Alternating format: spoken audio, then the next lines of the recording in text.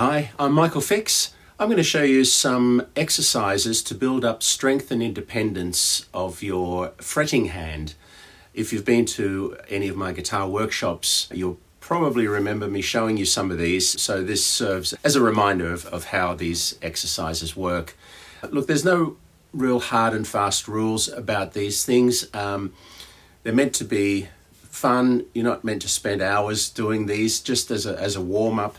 Maybe 5 minutes at the beginning of the day or before a recording session. Even if you are swapping instruments, say from a steel string guitar to a nylon string guitar, which has got a wider neck, it's a way of recalibrating your left hand. You know, getting the accuracy is a really important thing. So I'm going to take it from its most simple, basic level, but you can start the exercises at different points according to your own ability. Here's one exercise specifically for developing a bit of strength and independence in the fourth finger. The third and the fourth finger are usually the weak ones on your fretting hand. I think the medical reason is that they share a tendon, so the fourth finger, the third finger somehow always seem to be a little bit locked together. So this is a way of kind of strengthening that. I'm going to start this exercise on the 5th fret. It doesn't matter where you play, which fret you play these on, but the 5th fret is just a midpoint. It's a comfortable area of the neck. I've got the E string is open. Got my second finger on the 5th fret on the B string. I've got my third finger on the 3rd string on the 6th fret. Now the 4th finger, I'm going to do a pull off from the 7th fret, then go down to the 2nd string, 3rd string, and then in reverse, hammer on. And I'll try and turn that into a kind of a little picking pattern.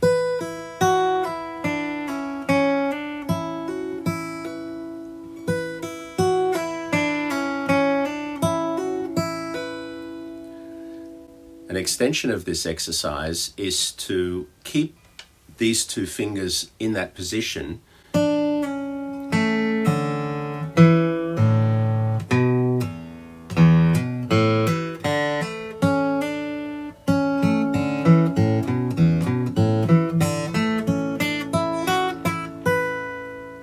You can make this a little bit more musical. Maybe you could turn it into a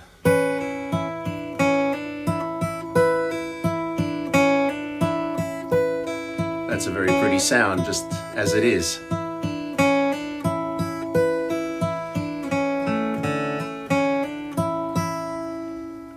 You'll probably start to notice, if you're not used to this, that you'll get a little bit of pain sort of at the base of your 4th finger.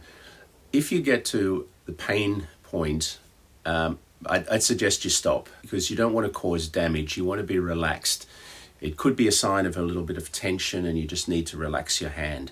So with all these exercises, the left hand being very relaxed is kind of critical. Now I've been doing this on the 5th fret. If you go down lower, the exercise becomes a little bit more difficult because the frets are wider. So doing the same kind of exercise,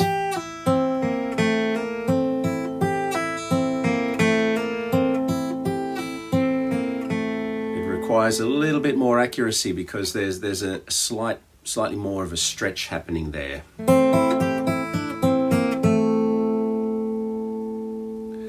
Exercise 2 is a left and a right hand accuracy exercise. If you're a flat picker using a plectrum, you're going to be skipping over the strings but doing alternate picking. If you're a finger picker, you could use a combination of thumb and 1. The exercise is going to sound something like this.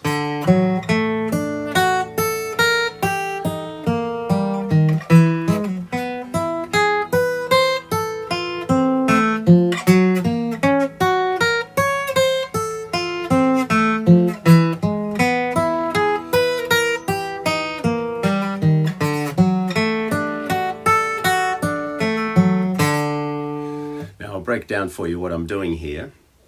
I'm starting it on the 2nd fret. It's a D chord, but you'll probably recognize the shape that I'm playing there as a C shape. So if this is something new for you, talking about shapes, think of it as a C chord.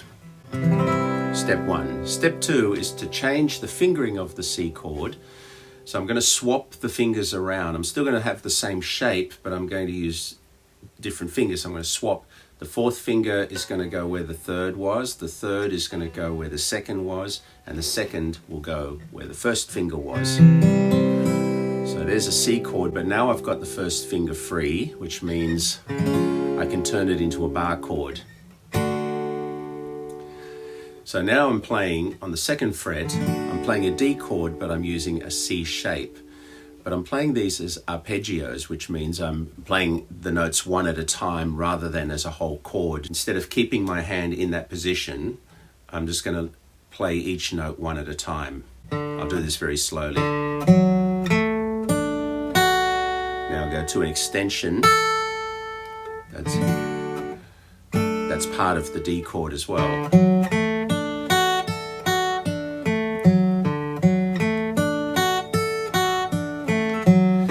After I've picked each note, I take my finger off the note, so it's not sustaining, otherwise it would be that sound, and it wouldn't really be quite the exercise that we're looking for. Now, to take it to the next step, when I go to there, I slide up one fret and go back down. So now I'm in the third position playing E flat, and from there I can slide up another fret to E and keep sliding up as far as I want to.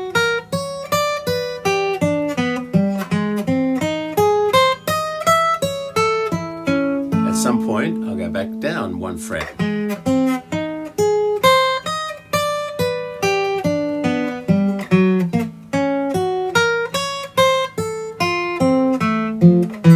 To make it more musical, it's a good idea to use a metronome and play it in tempo, and you can use it as a speed exercise as well. I've been finger picking, so I'm doing thumb one, thumb one, thumb one, thumb one, thumb one, thumb one, thumb one. It becomes a more I suppose a more holistic exercise where it's the left hand, it's the right hand, it's the coordination. If you've got some rhythm going, it makes it more musical as well. Exercise 3, the final one, is quite a bizarre sounding exercise, but it'll really give all your fingers a workout. I'm going to start with the middle two strings, the D string and the G string.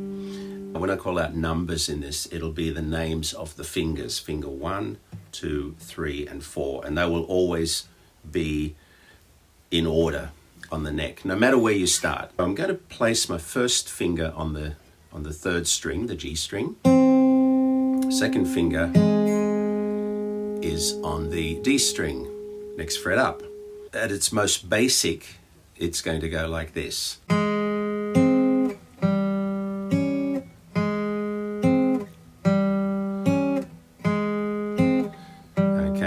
So just swapping 1 and 2, swapping the strings with those two fingers. Then it'll go to 1 and 3.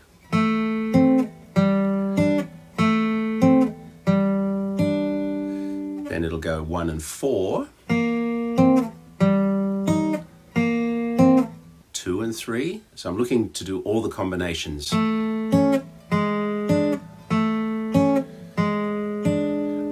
I might do 2 and 4. Now the hardest one is usually the 3 and 4.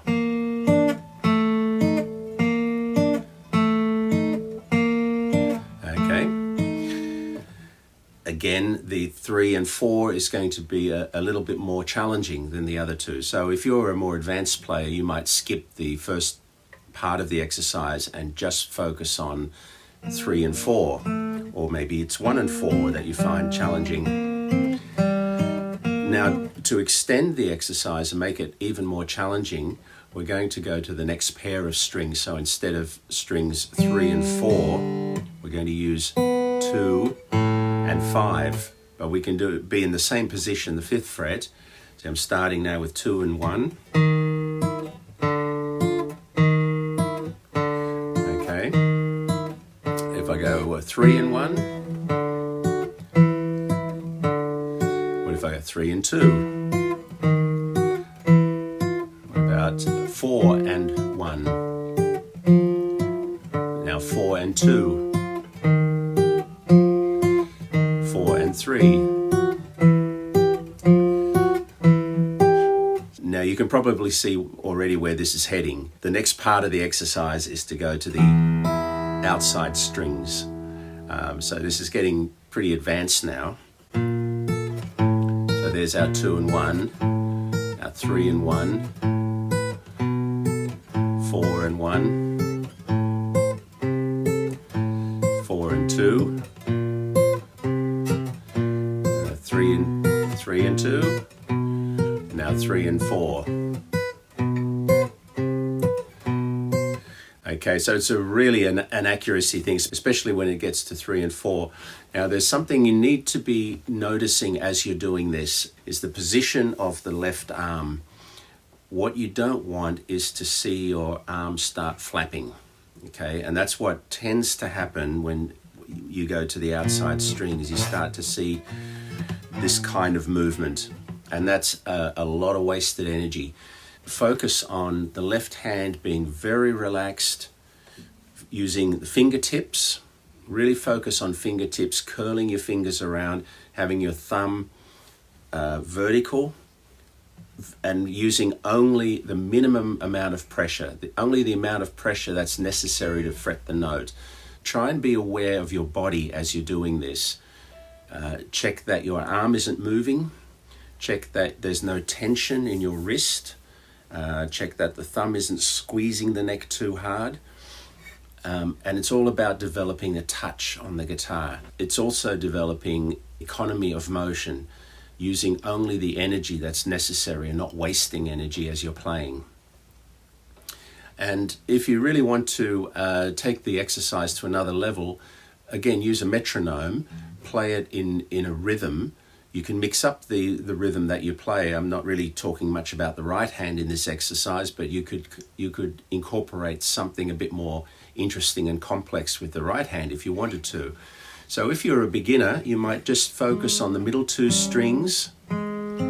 If you're an advanced player, you might start the exercise on the outer strings. And I find it a really useful warm-up. I'll do this for maybe 5 minutes, maybe 10 minutes a day at the beginning of a recording session or a practice session. And it just gets my hand in the right place. And the other thing I like to try when I'm doing this is to not be staring at my fingers. So it's about developing touch and feel. So close your eyes as you're playing these exercises. And you're really focusing on the touch and hitting those notes absolutely accurately. If you're getting pain, stop, because something is going wrong. There's something to do with your hand position or tension or squeezing too much that's causing the pain. We don't want to cause any damage here. It's reinforcing touch, it's reinforcing relaxing, and it's reinforcing accuracy. I hope you find those exercises helpful. Oh, hit subscribe and hit the bell, because I'll be posting some more of these exercises. If you'd like to find out more and keep in touch, yeah, you know what you've got to do. See you later.